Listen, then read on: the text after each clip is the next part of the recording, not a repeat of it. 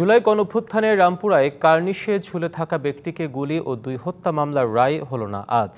সেই সাথে নতুন প্রমাণ দাখিলে 4 সপ্তাহ সময়ের আবেদন করেছে প্রসিকিউশন। সকালে নবনিযুক্ত চিফ প্রসিকিউটর আমিনুল ইসলামের আবেদনের পরিপ্রেক্ষিতে রায় ঘোষণা স্থগিত করে ট্রাইব্যুনাল।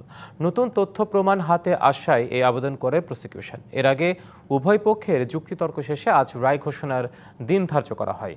এই মামলায় তৎকালীন Dhaka metropolitan police commissioner Habibur Rahman সহ 5 জন সাবেক পুলিশ কর্মকর্তার বিরুদ্ধে অভিযোগ আনা হয়েছে। অন্য আসামিরা হলেন তৎকালীন ডিএমপি অতিরিক্ত উপকমিশনার রাশেদুল ইসলাম, তৎকালীন রামপুরা থানার ভারপ্রাপ্ত কর্মকর্তা মশিউর রহমান, তৎকালীন উপপরিদর্শক তরিকুল ইসলাম ভূঁইয়া ও তৎকালীন রামপুরা পুলিশ ফাঁড়ির সহকারী উপপরিদর্শক চঞ্চল চন্দ্র সরকার।